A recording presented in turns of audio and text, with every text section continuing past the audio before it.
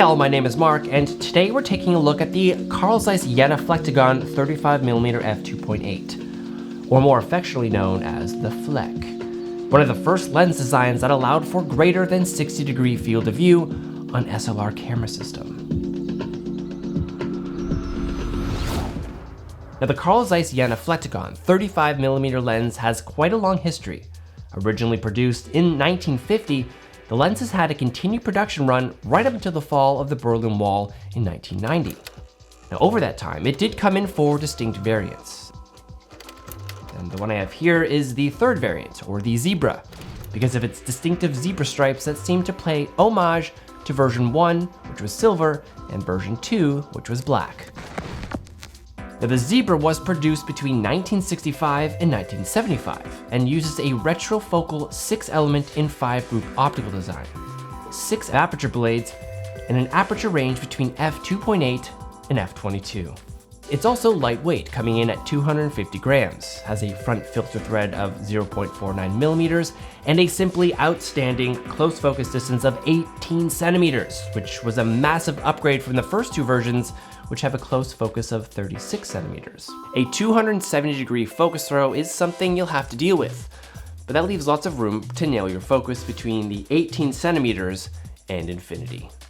The FLEK came in the Praktina and Exacta mounts initially, but in 1964, Praktina was discontinued in favor of M42 mounts, and the one I have here is the Exacta mount.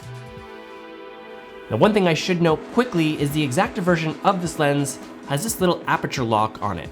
And when I first received this lens, I didn't have any aperture control. So in order to gain aperture control, you need to push in the button and turn this wheel counterclockwise.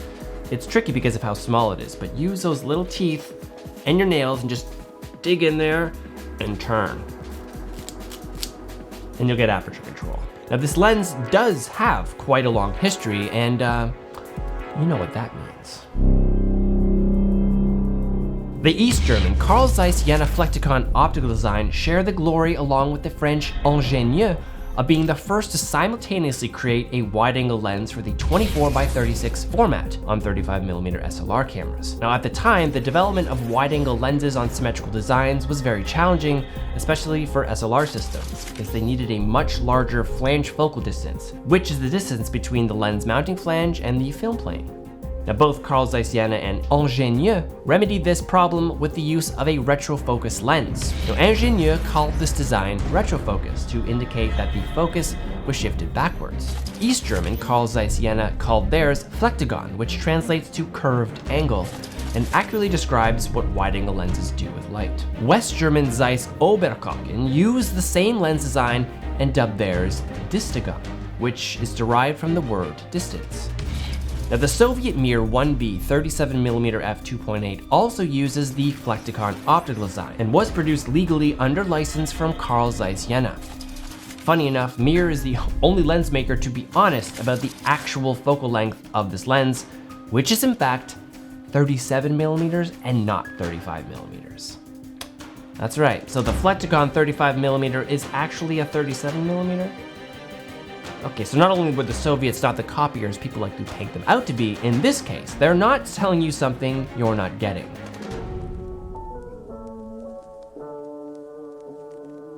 Now one of the coolest features about this lens is its close focus distance, 18 centimeters. So while you can use this lens as a kind of macro, it's also wide enough for just about everything else. Landscape, portrait, architecture, a prime lens that can do it all really is something special.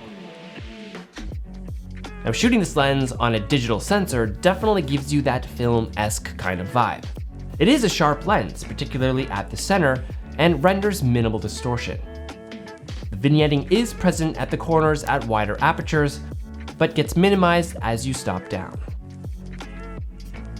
Now this lens was developed back when black and white photography kind of ruled the world, so naturally, that's where this thing excels.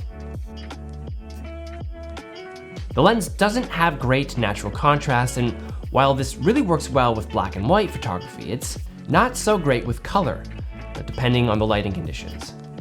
Some color images can look a bit flat. Now the lens uses very old coatings and is prone to flaring and chromatic aberrations. Now, flaring can be minimized with the use of a lens hood, which can be found for relatively cheap online.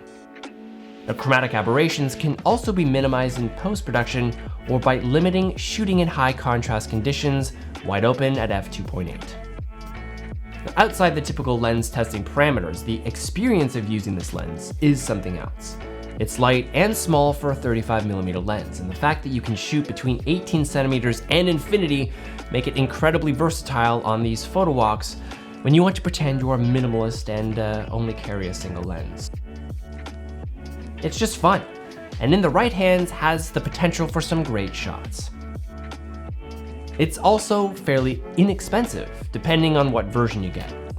While the Zebra version lacks the charming aesthetics of the first version, it does have the improved minimum focusing distance, so while it may not look as nice on a shelf, it's got it where it counts in the photo world. Now, if you are in the market for a clean, versatile 35mm lens with a boatload of history and charm, then the FLEK is the one to consider for sure. The value it offers is really good. Now, let me know what you guys think down below. Curious to hear your thoughts. Thanks as always for watching, and I'll see you next time.